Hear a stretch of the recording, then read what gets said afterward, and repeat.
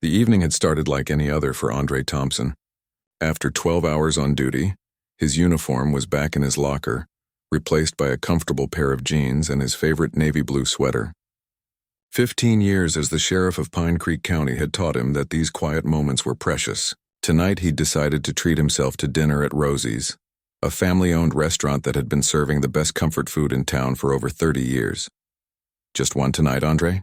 asked Gloria, the owner's daughter who managed the evening shift. Her warm smile was a welcome sight after the day he'd had. "Yeah, just me and these case files," Andre replied, patting his worn leather messenger bag. "Thought I'd get some work done over Rosie's famous meatloaf." Gloria led him to a corner booth where he could spread out his paperwork. "Coming right up. Coffee while you wait?" "You know me too well," Andre chuckled. The restaurant had a decent crowd for a Thursday night. Families with children enjoying early dinners, couples on dates, and a few lone diners like himself dotted the space. The familiar hum of conversation and clinking silverware created a comfortable backdrop as he pulled out his files. Andre had been working on a series of break-ins that had the smaller communities in his county on edge. Nothing violent, thankfully, but someone was targeting homes during the day when most folks were at work. He'd promised the mayor he'd have some leads by their meeting tomorrow morning. 2 booths away, a couple in their 50s was being seated. The woman, with bottle blonde hair pulled too tight in a bun, immediately began complaining about the table. "We always sit by the window," she snapped at the young waitress, a college student Andre recognized from community events. The husband, a balding man with reddened cheeks and an expensive watch that caught the light, grunted in agreement.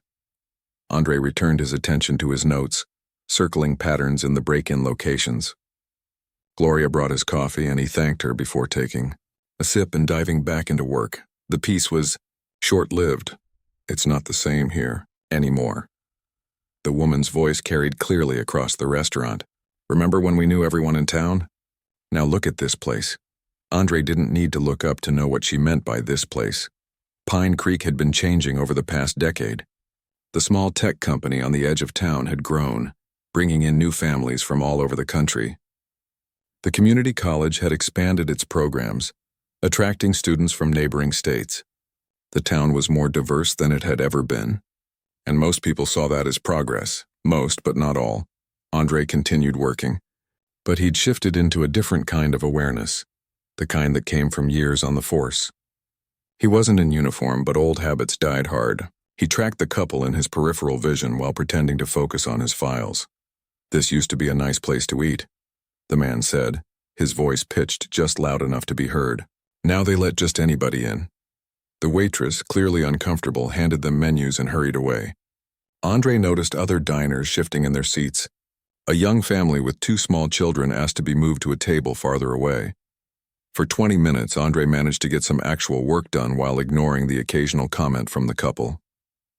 He'd ordered his meatloaf and was making good progress on his case notes when he realized he needed more napkins. He caught the eye of his waitress and raised his hand slightly. "Excuse me, could I get some extra napkins, please?" he asked when she approached. "Of course," she smiled, turning toward the service station. That's when he heard it, the unmistakable sound of disgust from the nearby booth. "Look at that," the woman said, not bothering to lower her voice. "Always wanting something extra." Her husband leaned forward, his eyes narrowing as he looked at Andre. "Thinks he owns the place," he muttered, just loud enough to be heard. Andre took a deep breath. He'd faced worse, much worse, in his years of service. He'd learned long ago that people like this wanted a reaction. They wanted to prove that they could get under your skin, that they had power over you. The best response was no response at all. The waitress returned with his napkins, her face flushed with embarrassment. "I'm sorry about that," she whispered. "Nothing to be sorry for," Andre assured her. "It's not your fault." Gloria had noticed the tension from behind the counter. She'd been running Rosie's long enough to recognize trouble brewing. She approached the couple's table with a professional smile that didn't quite reach her eyes. "Is everything all right with your meal?" she asked. The woman pushed her half-eaten chicken parmesan away. "The food isn't what it used to be," she said. "And I don't appreciate the atmosphere in here these days." Gloria's smile remained fixed. "I'm sorry to hear that. Is there something specific about your meal that isn't to your liking?" "It's not the meal we're concerned about," the man said, gesturing vaguely around the restaurant before his eyes landed pointedly on Andre. It's the clientele. The restaurant had grown quieter. Conversations had died down as more people noticed the building tension. Andre continued eating his meatloaf, methodically cutting each bite, his posture relaxed but alert. He'd dealt with people like this before, both in and out of uniform. Gloria's smile finally faltered. Sir, at Rosie's, we welcome all customers who behave respectfully toward our staff and other diners. The subtle emphasis on respectfully wasn't lost on anyone within earshot. The man's face reddened further. We've been coming here for 20 years. Are you saying we're not respectful? I'm saying that everyone deserves to enjoy their meal in peace, Gloria replied evenly. The woman scoffed. This country is going downhill. You can't even go out for dinner anymore without having to deal with them. She jerked her head in Andre's direction. 2 tables over, a young couple with a baby stood up and asked for their check. The tension in the air was affecting everyone's dining experience now. Andre could see Gloria calculating the cost of this confrontation. Not just the tables walking out tonight, but the potential fallout if she handled it poorly. He caught her eye and gave an almost imperceptible nod, a signal that it was okay, that he wasn't going to make a scene. He'd known Gloria since high school. She'd watched him rise through the ranks from deputy to sheriff. She knew he could handle himself, but the situation was escalating despite his desire to keep things calm. You know, the man said, raising his voice now, clearly playing to the audience of uncomfortable diners. There was a time when people knew their place in this town. Andre set down his fork and knife. He took a sip of water, his movements deliberate and unhurried. Every eye in the restaurant was on him now, waiting to see how he would respond. The weight of those expectations, to represent his position, his race, his community, was familiar. It was a burden he'd carried his entire career. The reality was, Andre Thompson wasn't just any black man being harassed in a restaurant. He was the most senior law enforcement officer in the county, elected 3 times with increasing margins. He commanded a department of 30 deputies, had a graduate degree in criminal justice, and had turned down offers to run for state office multiple times, none of which these people cared about. To them, he was just a black man who had the audacity to exist in their space. Andre's phone buzzed on the table. A text from his deputy Lee Chen, who happened to be having dinner with his wife at a table near the back. Need backup, boss? Andre smiled slightly as he texted back, Not yet. Enjoy your date. The man in the booth was still talking, his voice getting louder. I'm just saying what everyone's thinking. This town isn't what it used to be, and we all know why.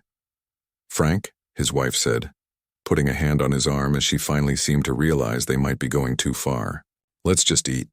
But Frank was on a roll now, fueled by whatever he'd been drinking before they arrived. No, Carol, I'm tired of tiptoeing around. We've lived here our whole lives, and now we're supposed to just accept that they're taking over. Andre continued eating his meatloaf, though he'd lost his appetite. He was acutely aware that his reaction would determine how this scene played out. Every instinct from his training told him to de-escalate, to not give this man the confrontation he clearly wanted. A few tables had already cleared out. Families with young children who didn't want to expose them to the ugliness unfolding. Andre felt a pang of regret for Gloria's lost business tonight.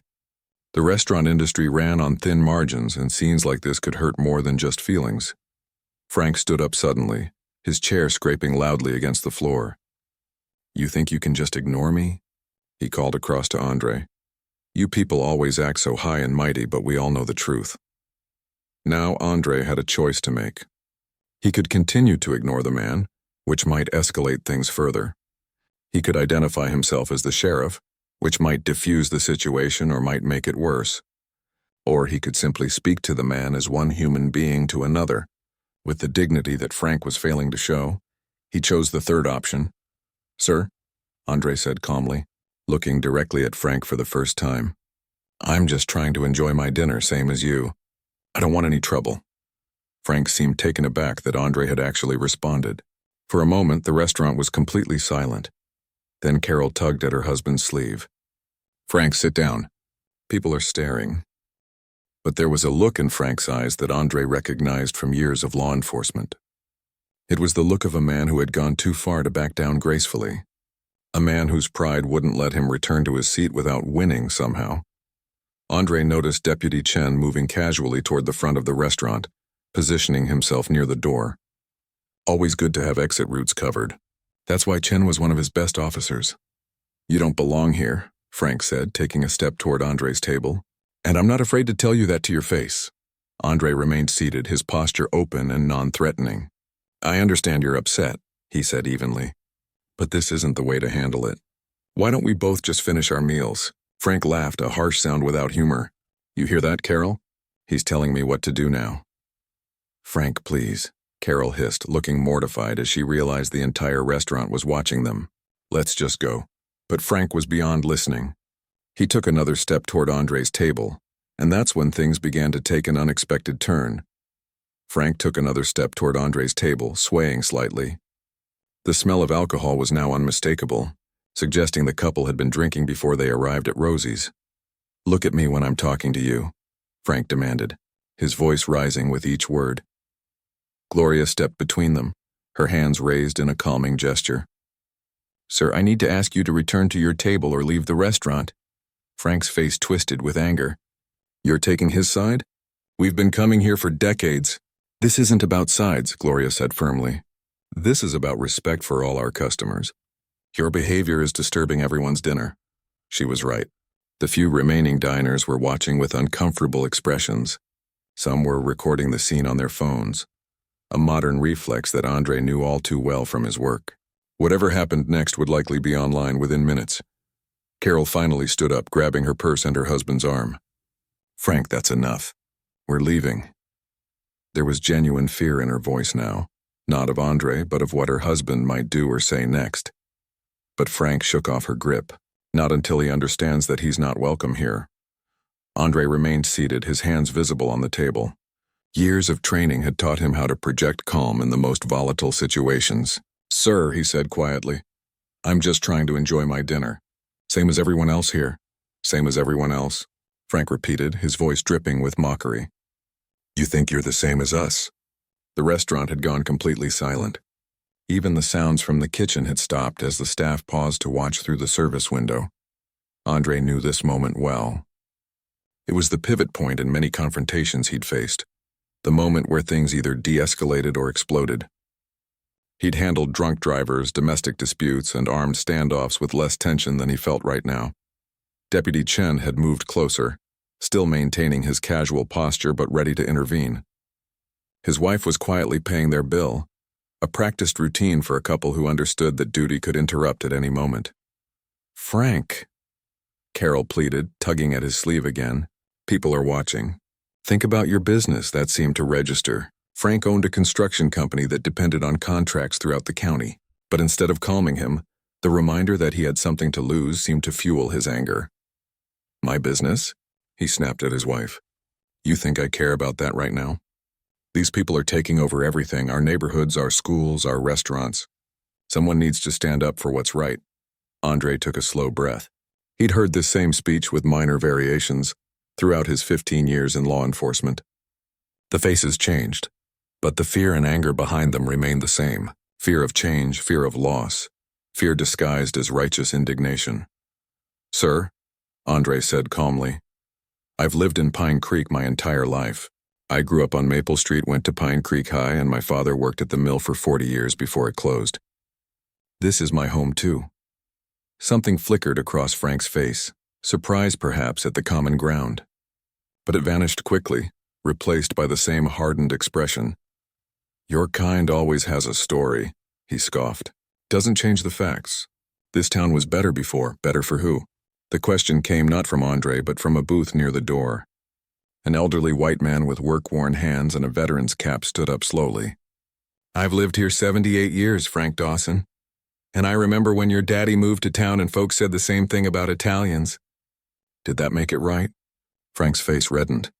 That's different, Mr. Hayes, and you know it. Not from where I'm standing, Mr. Hayes replied. Seems to me hate just finds a new target when the old one becomes too embarrassing to admit. The intervention seemed to take some wind out of Frank's sails. He looked around, suddenly aware that he didn't have the audience he'd expected. Instead of nods of agreement, he saw disapproval, discomfort, and in some cases, disgust. Come on, Frank, Carol said, taking advantage of his momentary uncertainty. Let's just go. Frank hesitated, then pointed a finger at Andre. This isn't over, he said, his voice lowered but still audible throughout the quiet restaurant. People like you should watch your back in this town. You never know what might happen. And there it was, the line between unpleasant behavior and actual threat. Andre felt a shift in his mindset, from private citizen trying to enjoy dinner to sheriff assessing a potential crime. Are you threatening me, sir? Andre asked, his voice still calm but with a new edge of authority. Frank smirked. Take it however you want. I'm just saying, accidents happen, especially to people who don't know their place. Deputy Chen had moved closer, his hand instinctively going to where his service weapon would normally be, though he was off duty and hadn't brought it to dinner with his wife. Gloria stepped forward again. That's enough. You need to leave now or I'm calling the police, Frank laughed. For what? I'm just having a conversation here. Threatening someone is a crime in this state, Gloria said firmly. I heard it, and so did everyone else in this restaurant. You calling me a criminal now? Frank's voice rose again, his hands balling into fists at his sides. Carol grabbed his arm with both hands. Frank, please. Let's just go. Now. For a tense moment it seemed like Frank might shove her away. Andre watched carefully, ready to intervene if the man became physically aggressive with his wife. Domestic situations could escalate quickly, and alcohol only made them more unpredictable. But Frank finally turned toward the door, shaking off his wife's grip, but moving in the direction she wanted. Fine. Place has gone downhill anyway. As they moved toward the exit, Frank stopped beside Andre's table. Got something in my truck you should be afraid of, he said quietly, tapping his jacket pocket in a gesture meant to suggest a weapon. Next time I see you around town, you better hope I'm in a better mood. And with that explicit threat, Andre knew the situation had officially crossed a line. This was no longer just an unpleasant encounter with a racist couple. It was a criminal threat that he couldn't ignore, even off duty. As the couple pushed through the front doors, Deputy Chen approached Andre's table. Boss, that was definitely a threat. Want me to follow them out? Andre shook his head. Not yet, Lee. Let them get to their vehicle first. He pulled out his phone and dialed the station. Jeff, it's Sheriff Thompson. I need a patrol car at Rosie's restaurant, possible 1032. The code for a suspicious person with a weapon. Gloria came to his table, her face pale. Andre, I am so sorry about that. In 30 years, we've never had anything like this happen here. Not your fault, Andre assured her. Some people just carry their hate with them wherever they go. Mr. Hayes, the elderly man who had spoken up, made his way over to Andre's table. Sheriff, he said with a nod of respect. Wanted to make sure you're okay. I appreciate you speaking up, Mr. Hayes, Andre said, genuinely touched by the gesture. The old man shrugged. My daddy taught me that staying quiet when someone's being mistreated makes you part of the problem. I may be slow getting around these days, but my mouth still works just fine. A small ripple of nervous laughter went through the restaurant, breaking some of the tension. Other diners began approaching Andre's table, offering words of support or apologizing as though they were somehow responsible for Frank's behavior. Through the window, Andre could see Frank and Carol arguing beside a large pickup truck in the parking lot. Frank was gesturing wildly while Carol seemed to be pleading with him. Think he really has a gun? Deputy Chen asked quietly. Don't know, Andre replied. But we can't take chances. He stood up, reaching into his back pocket for his wallet to pay for his barely touched dinner. Gloria shook her head firmly. Your money's no good here tonight, Sheriff. That's kind, but I need to pay my bill like anyone else, Andre insisted. I don't want special treatment. It's not special treatment, Gloria said. It's the least we can do after what happened. Besides, you barely got to eat. Outside, the argument between Frank and Carol had escalated. Frank shoved his wife away from him, causing her to stumble against the truck. That was enough for Andre. Lee, call for backup now, he said, moving toward the door. And tell them to hurry. As Andre stepped outside into the cool evening air, he saw Frank reach into his truck through the driver's side window. When he pulled back, there was something in his hand that made Carol's face go pale with fear. Andre's training kicked in automatically. He assessed the distance between them, the potential risk to bystanders in the parking lot, and his options for cover if things went bad. Without his service weapon, he'd have to rely on his wits and his words, tools that had served him well throughout his career. "Mr. Dawson," he called out, his voice carrying the full weight of his authority now. "I need you to put down whatever you're holding and step away from the vehicle." Frank turned, surprise registering on his face as he saw Andre approaching.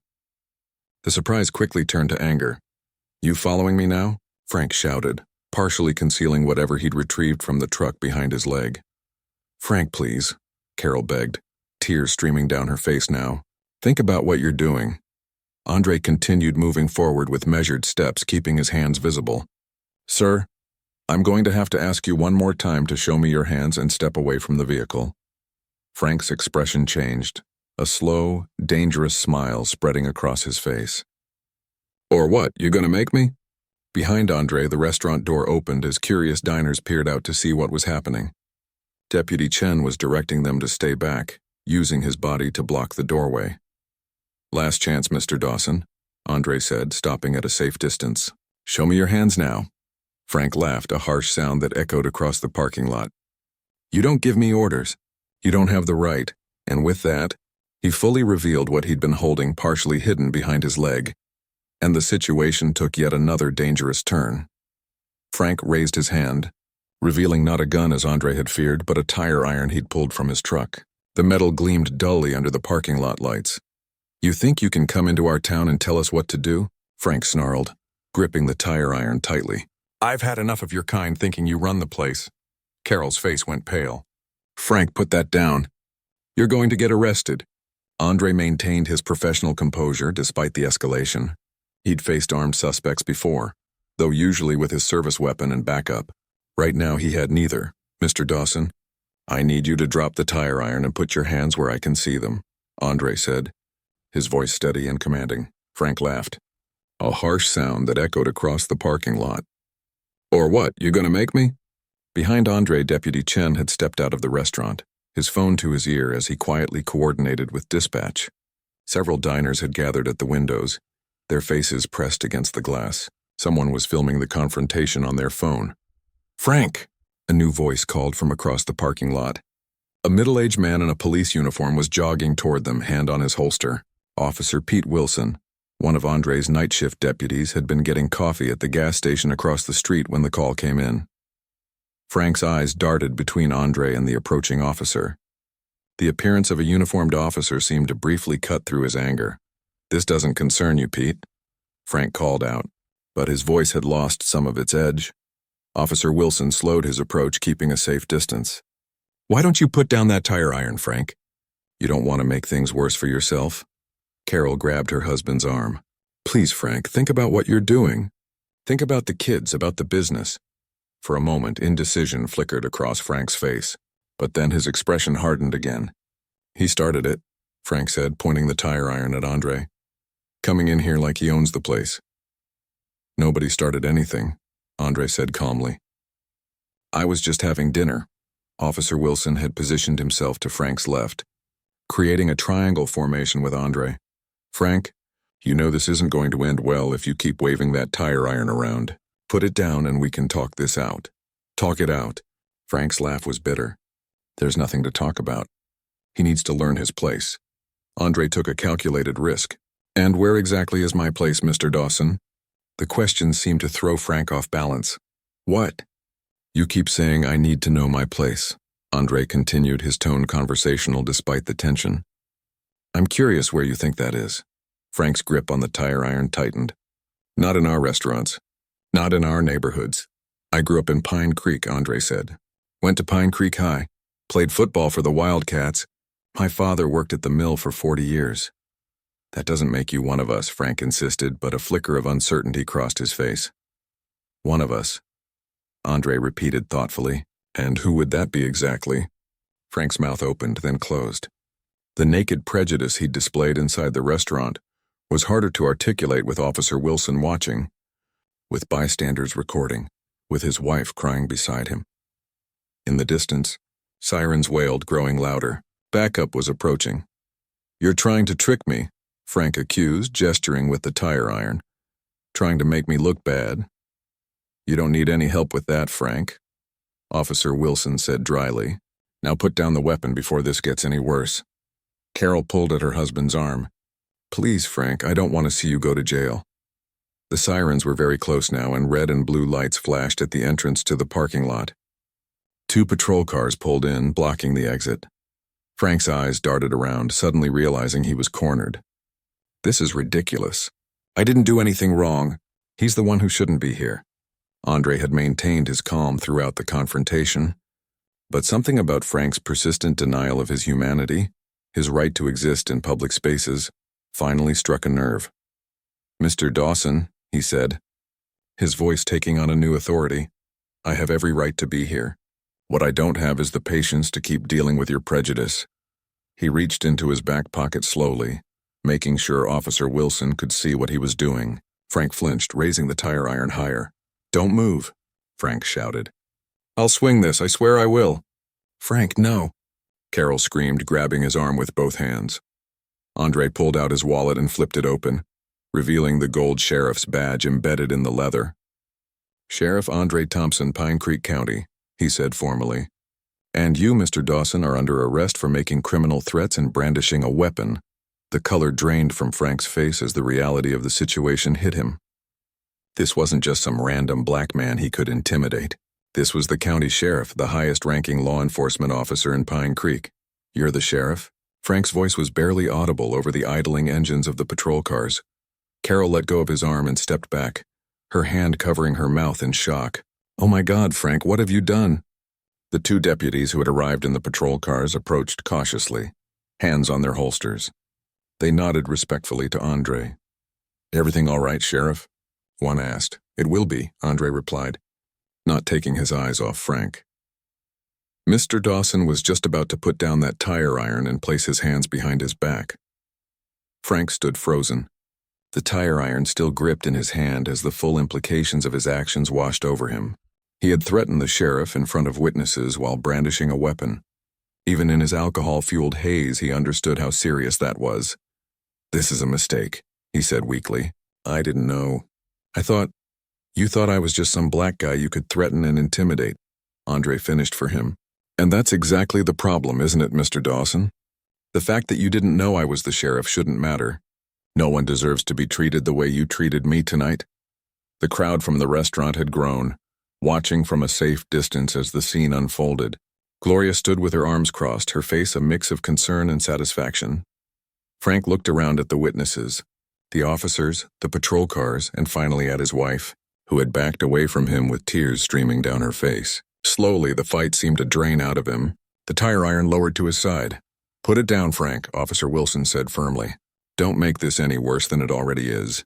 With a defeated sigh, Frank dropped the tire iron. It clattered on the asphalt, the sound sharp in the tense quiet that had fallen over the parking lot. "Hands behind your back," Andre instructed, and for once Frank complied without argument. Officer Wilson moved in with handcuffs while the other deputies secured the scene. As the cold metal closed around his wrists, Frank finally seemed to understand the gravity of what he'd done. I wasn't really going to." "Save it for the judge," Officer Wilson said, securing the cuffs and checking them for tightness. Andre took a deep breath, feeling the adrenaline that had been coursing through his system begin to subside. This wasn't how he'd planned to spend his evening, but then again, law enforcement rarely went according to plan. Carol approached him hesitantly, her mascara streaked down her cheeks. "Sheriff Thompson, I don't know what to say. I'm so sorry for what Frank said, for how he acted." Andre regarded her carefully. She hadn't stopped her husband's tirade in the restaurant. In fact, she'd made several racist comments herself. It was only when Frank had escalated to threats and violence that she'd tried to intervene. "Mrs. Dawson, your husband threatened my life and brandished a weapon," Andre said evenly. "That's a felony in this state. I hope you understand the seriousness of the situation." She nodded miserably. Is there anything I can do? Can I post bail tonight?" "That will be up to the judge at tomorrow's arraignment," Andre explained, maintaining his professional demeanor despite his personal feelings about the couple. "Your husband will be processed at the county jail tonight." The deputies were leading Frank toward one of the patrol cars. He looked back over his shoulder, his earlier bravado completely gone.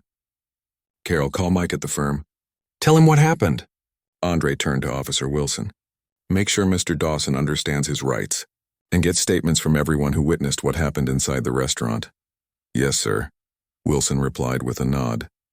Deputy Chen approached, having finished coordinating with dispatch. Boss, you okay? That got intense for a minute there. Andre nodded, suddenly feeling very tired. I'm fine, Lee. Thanks for backing me up. Always, Chen replied with a small smile. Though I have to say, the look on his face when he realized you're the sheriff, almost worth ruining date night. Despite everything, Andre chuckled. I'm sure Lisa will understand. Chen's wife approached, handing him his jacket. It's not a proper date without at least one arrest, she joked, though her eyes betrayed her concern. The crowd from the restaurant was beginning to disperse as the excitement died down. Gloria approached Andre, determination on her face. Sheriff, I want to press charges for what happened in my restaurant too, she said firmly. That kind of behavior can't go unpunished. Andre nodded. Officer Wilson will take your statement. The more witnesses we have, the stronger the case.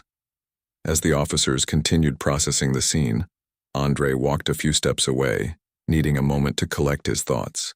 What had started as a quiet dinner after a long shift had turned into a public confrontation that would likely be all over social media by morning.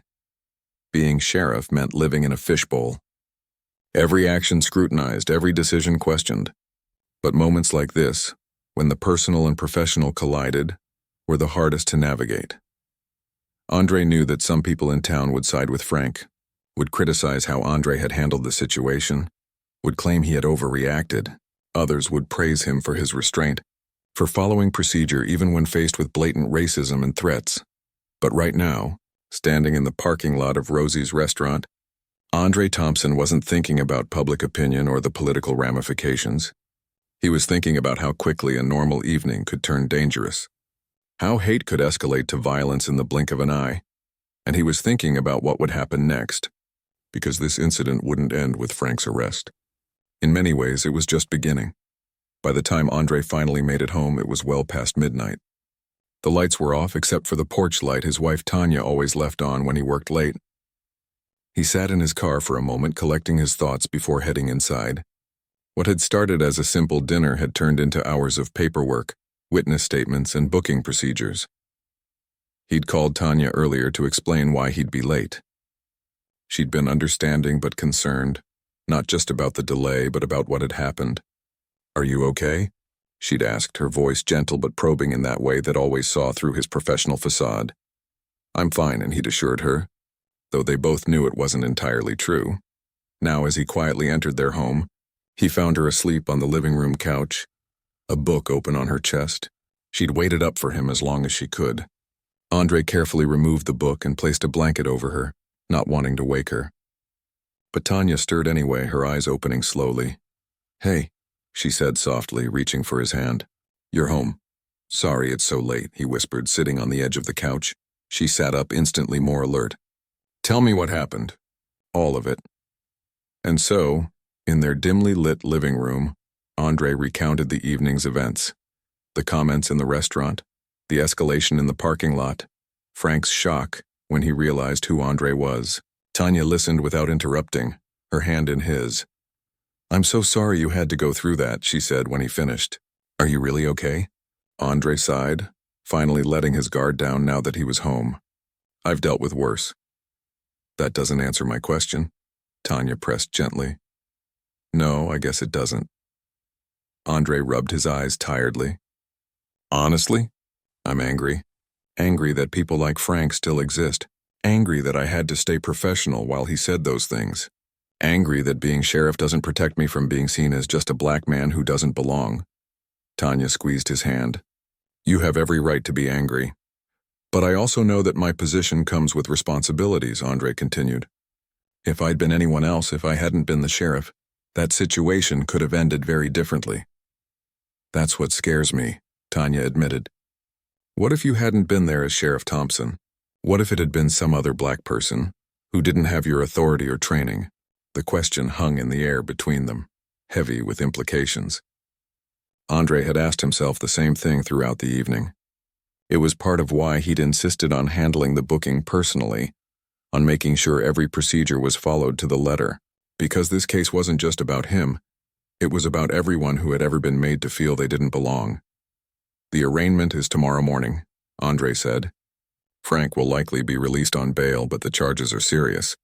Making criminal threats against anyone is a felony, and the fact that it was directed at a law enforcement officer only makes it worse. Do you think it will stick? Tanya asked. You know how these things can go. Andre nodded grimly. They both knew that the justice system didn't always work the way it should, especially in cases involving racism. We have multiple witnesses, video evidence, and he was caught with a weapon. It's a strong case, but this is going to divide the town, Andre admitted. Frank has friends here, connections. Some people will say I overreacted, that I targeted him because of things he said rather than what he did. Tanya's expression hardened. What he said was bad enough. I know that and you know that, but not everyone will see it that way. Andre stood up, suddenly restless. This is bigger than one drunk man saying hateful things. It's about the undercurrent that's always been there, just below the surface. Maybe it needs to come to the surface, Tanya suggested. Maybe Pine Creek needs to have this conversation. Andre looked at his wife, admiring her strength and clarity. She'd always been his moral compass, especially in moments like this when duty and justice seemed to pull in different directions. You're right, he said finally, but it won't be easy. Few things worth doing are, she replied with a small smile. The Pine Creek County Courthouse was busier than usual the next morning.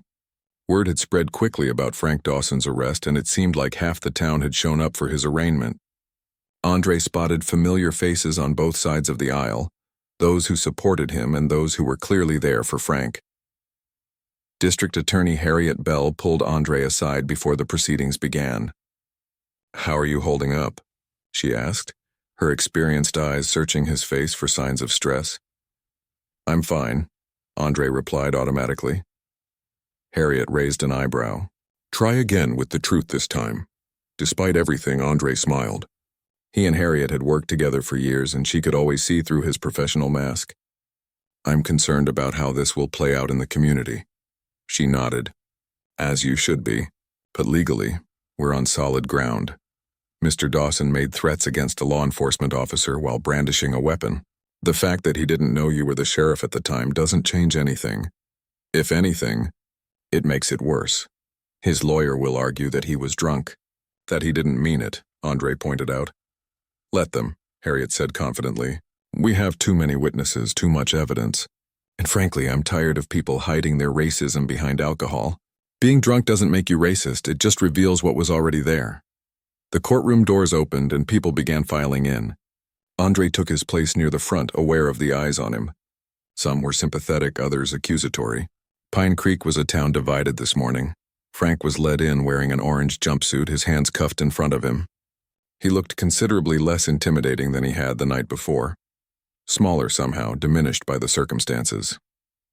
His eyes darted around the courtroom until they landed on Carol, who sat in the front row behind the defense table.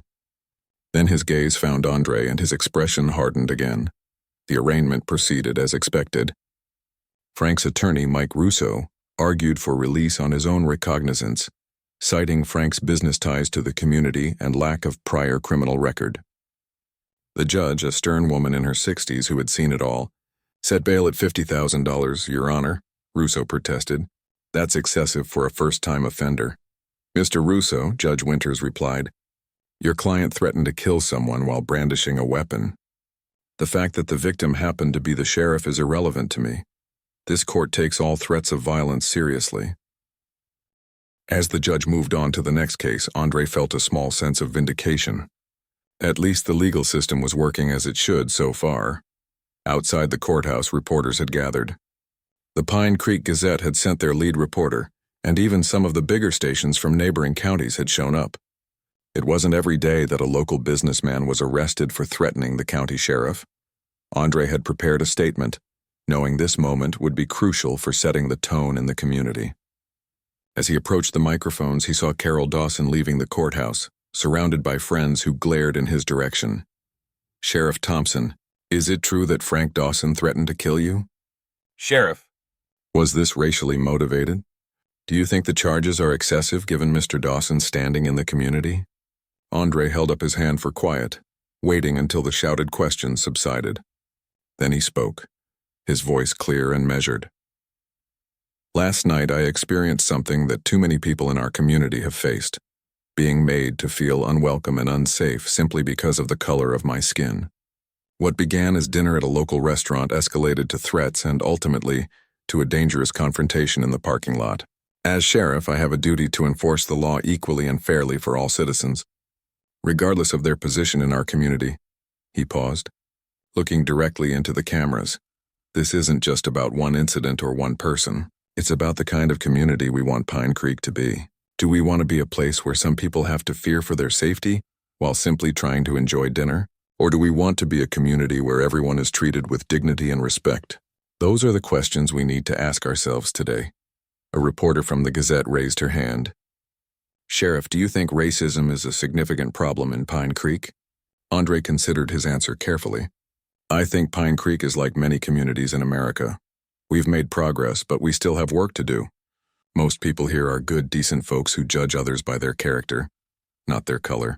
But intolerance exists, and we can't address it if we don't acknowledge it. Will you be personally involved in prosecuting this case, given that you're the victim? Another reporter asked. I will recuse myself from direct involvement in the investigation as is appropriate. Deputy Chief Reynolds will oversee all aspects of the case to ensure there's no conflict of interest. But make no mistake, I stand behind the charges and I believe justice will be served. As the questions continued, Andre noticed a group gathering across the street.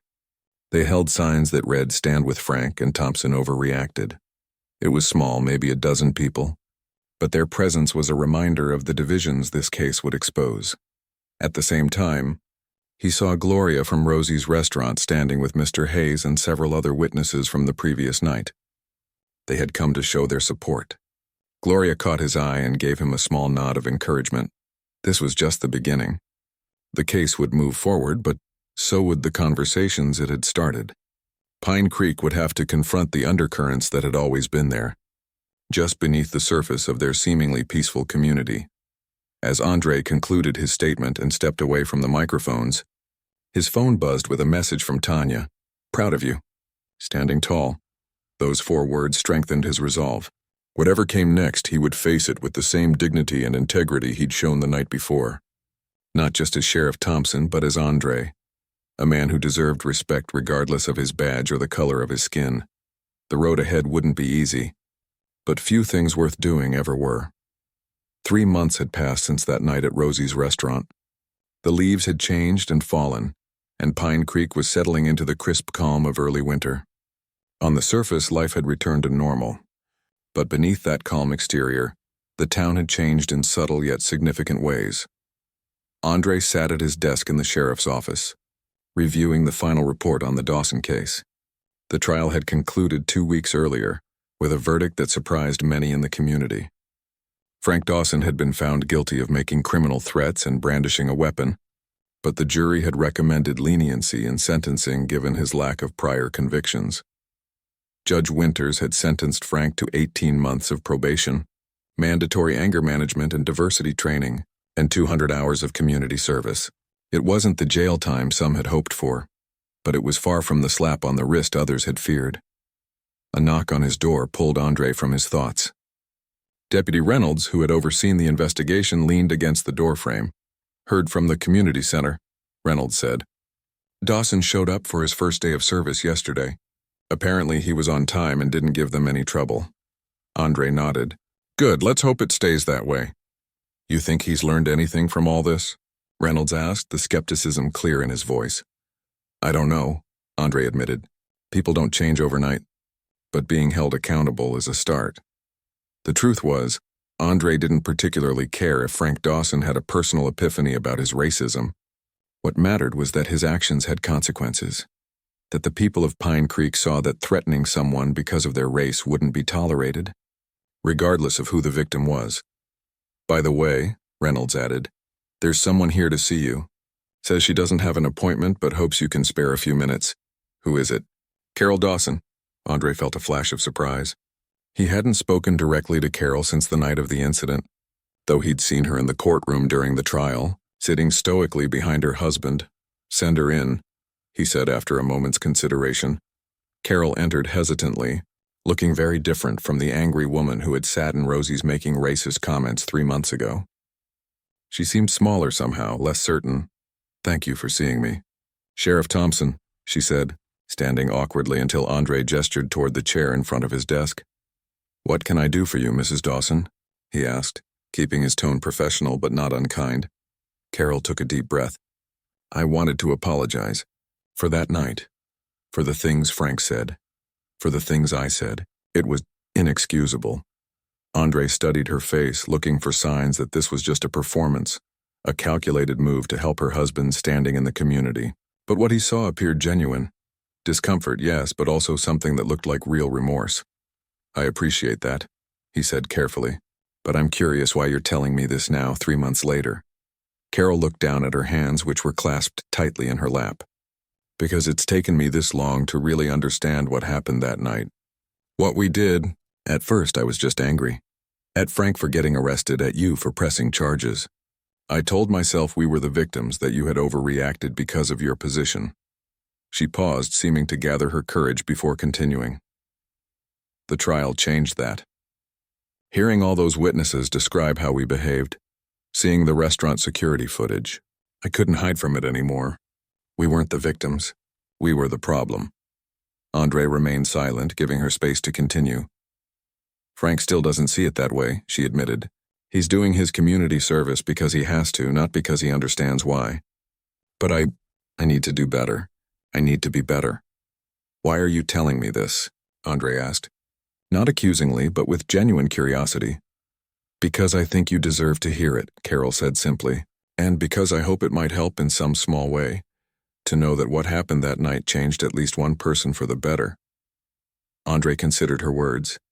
In his 15 years in law enforcement, he'd seen people at their worst, but he'd also seen remarkable transformations. He'd learned not to be too quick to judge who was capable of change and who wasn't. Thank you for coming by, Mrs. Dawson, he said finally. I appreciate your apology. Carol nodded and stood to leave, but paused at the door. There's one more thing. The community dialogues you started after the incident. I've been attending them. Sitting in the back, just listening. If it's all right with you, I'd like to keep coming. Andre felt a glimmer of something like hope. The dialogues are open to everyone in Pine Creek. You're welcome any time. After Carol left, Andre sat back in his chair, reflecting on the unexpected visit. The community dialogue she had mentioned had been one of the positive outcomes of the whole ordeal. Once a month, people from all corners of Pine Creek gathered to discuss issues of race, prejudice, and community. The conversations weren't always easy, but they were necessary. His phone buzzed with a message from Tanya. Don't forget, dinner at Rosie's at 7, anniversary surprise waiting. Andre smiled. Today marked 15 years since his first date with Tanya, at that very same restaurant. So much had changed since then, yet Rosie's remained a constant in their lives. Even after the incident with Frank, Andre had made a point of continuing to eat there regularly. He refused to let one bad experience rob him of a place that held so many good memories. Rosie's was busy when Andre arrived that evening. Gloria greeted him with a warm hug. The woman of the hour is waiting for you, she said with a wink, leading him to a corner booth where Tanya sat. Sorry I'm late, Andre said, leaning down to kiss his wife. Had an unexpected visitor at the office. Let me guess, Tanya replied. More questions from the Gazette about the community forum next week? Actually, it was Carol Dawson. Tanya's eyebrows shot up. Frank's wife? What did she want? As Andre recounted the conversation, he noticed a group of people being seated at a large table across the restaurant. It was the planning committee for Pine Creek's annual winter festival, a diverse group that included Mr. Hayes, Deputy Chen and his wife, Gloria's son, and several other community members who had stepped up to lead in recent months. So do you think she meant it? Tanya asked when he finished his story. About the community dialogues. Andre considered the question. I think she's trying, and that's a start. Their server approached, a young man Andre recognized as a recent Pine Creek High graduate. Evening, Sheriff Thompson, Mrs. Thompson. Can I get you folks started with some drinks?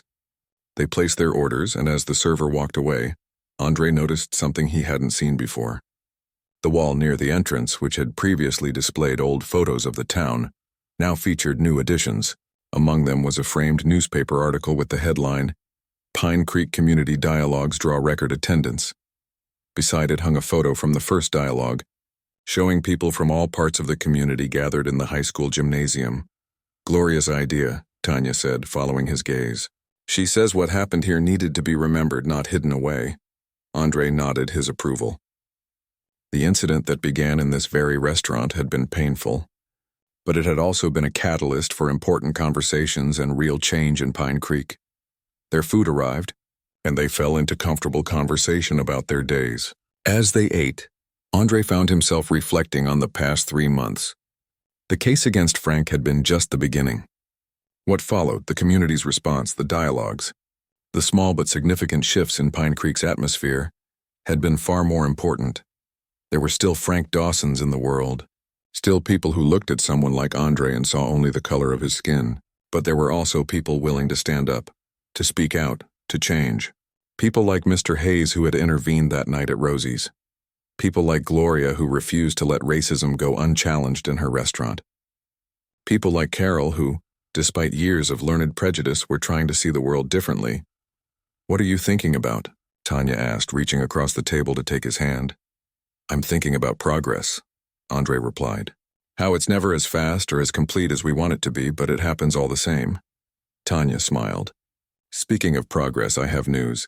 She reached into her purse and pulled out an envelope, sliding it across the table.